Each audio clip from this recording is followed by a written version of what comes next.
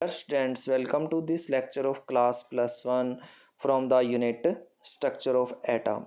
जैसा कि पता ही है कि हम लास्ट लेक्चर के अंदर डी ब्रोगली इक्वेशन के बारे में डिस्कस कर रहे थे और ये इक्वेशन किसके बारे में बताती है? Dual nature of matter and radiation के बारे में बताती है। इसी से रिलेटेड हम कुछ न्यूमेरिकल प्रॉब्लम ले रहे हैं।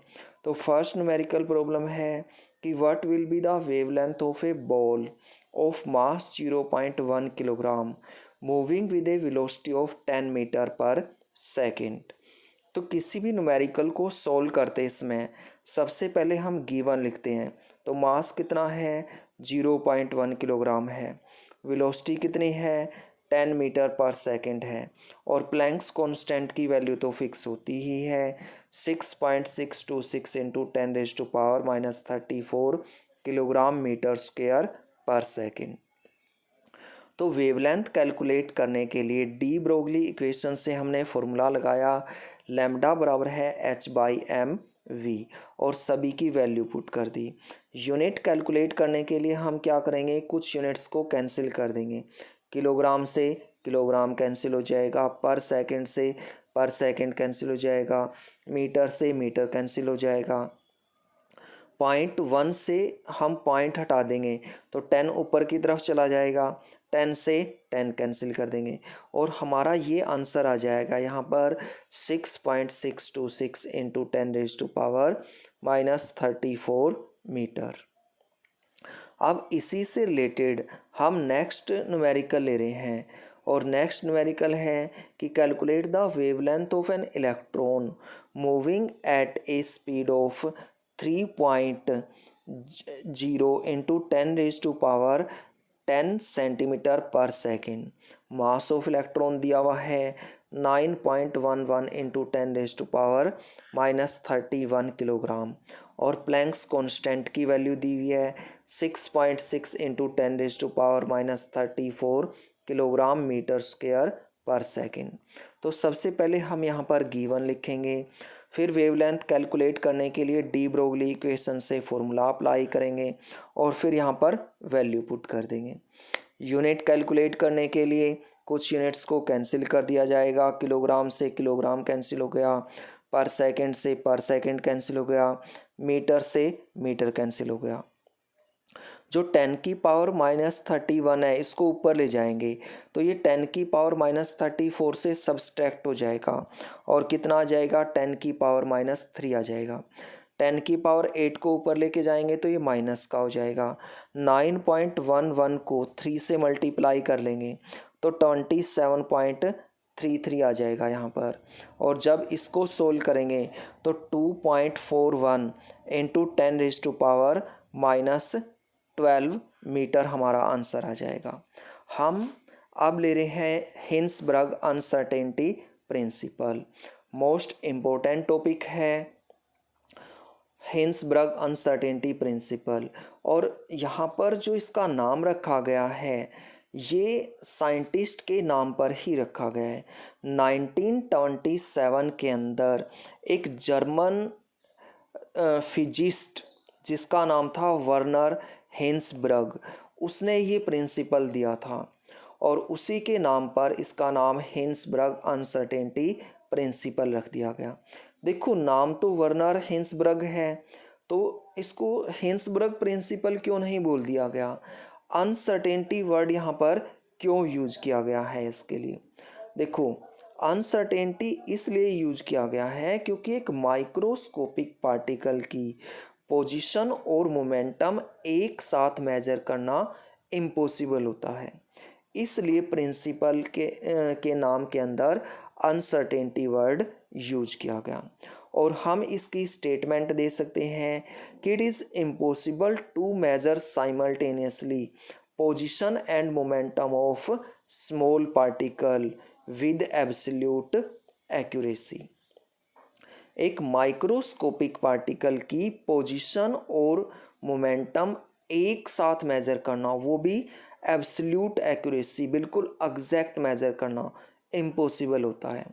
अगर हम इसको मैथमेटिकली बताएं तो हम बताएंगे कि जो प्रोडक्ट है अनसर्टेनिटी इन पोजीशन और अनसर्टेनिटी इन मोमेंटम का वो ऑलवेज कांस्टेंट होता है, या वो इक्वल होगा या ग्रेटर देन होगा h/4 से। और हम कह सकते हैं कि delta x into delta p greater than and equal to h/4। Delta x uncertainty in position है, delta p uncertainty in momentum है, और ये या तो इक्वल होते हैं h/4 के या इससे ग्रेटर होते हैं। देखो अब हम इस प्रिंसिपल को अप्लाई कर रहे हैं एक इलेक्ट्रॉन के ऊपर। तो इस तरह से एक सर्कुलर पाथ है जिसके अंदर एक इलेक्ट्रॉन मूव कर रहा है। तो किसी भी चीज़ को देखने के लिए लाइट का होना ज़रूरी है। लाइट के बगैर अंधेरे के अंदर तो हमें कोई चीज़ दिखाई ही नहीं देती है। तो इस इलेक्ट्रॉन को देखने के लिए हमें क्या करना पड़ेगा, इसके ऊपर लाइट गिरानी पड़ेगी। तो हमने एक लाइट के सोर्स से इसके ऊपर लाइट गिराई, तो ये इंसिडेंट फोटॉन्स हैं।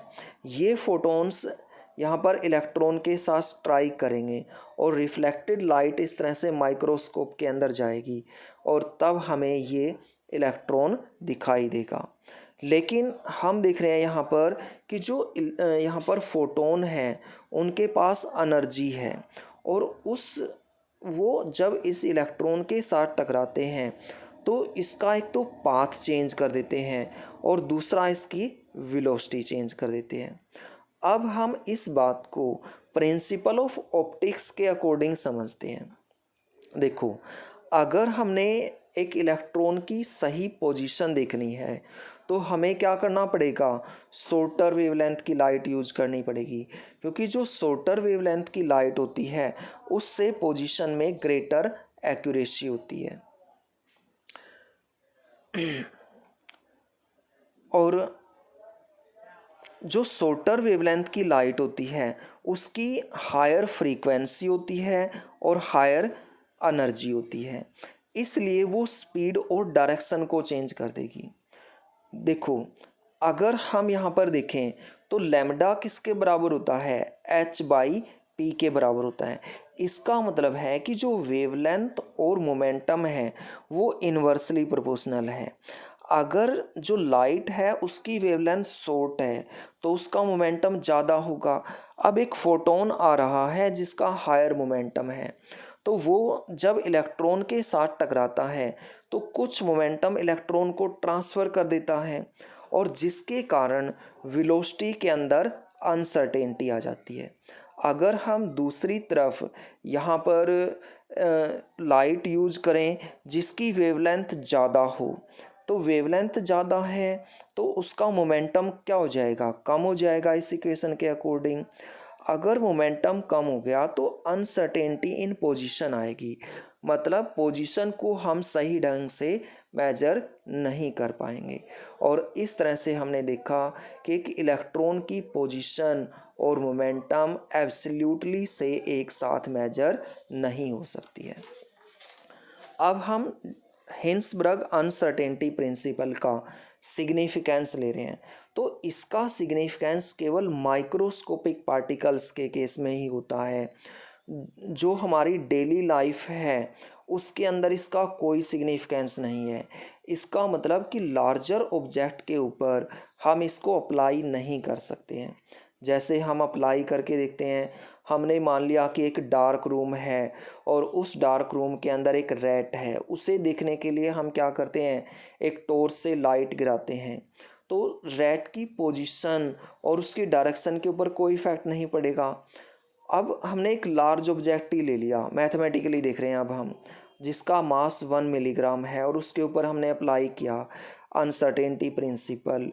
तो जब हमने सभी वैल्यू यहाँ पर पुट की और कैलकुलेशन की तो हमने देखा कि जो product of uncertainty in position और वेलोसिटी है वो कितना आ रहा है, 10⁻28 मीटर स्क्वायर पर सेकंड आ रहा है, और ये वैल्यू इतनी कम है कि हम इसकी मेजरमेंट नहीं कर सकते हैं। अब हम इसको अप्लाई करें इलेक्ट्रॉन के ऊपर, तो हमने सभी की वैल्यू पुट कर दी। इलेक्ट्रॉन का मास कितना होता है, 9.11 × 10⁻³ किलोग्राम होता है, और जब हमने यहाँ से कैलकुलेशन की तो हमारा आंसर आया 10⁻⁻⁴ मीटर स्क्वायर पर सेकंड। और ये वैल्यू जो आई है वो मेजरेबल वैल्यू आई है। इसका मतलब हिंसबर्ग अनसर्टेनिटी प्रिंसिपल का यूज केवल माइक्रोस्कोपिक पार्टिकल्स के केस में ही होता है। Thank you.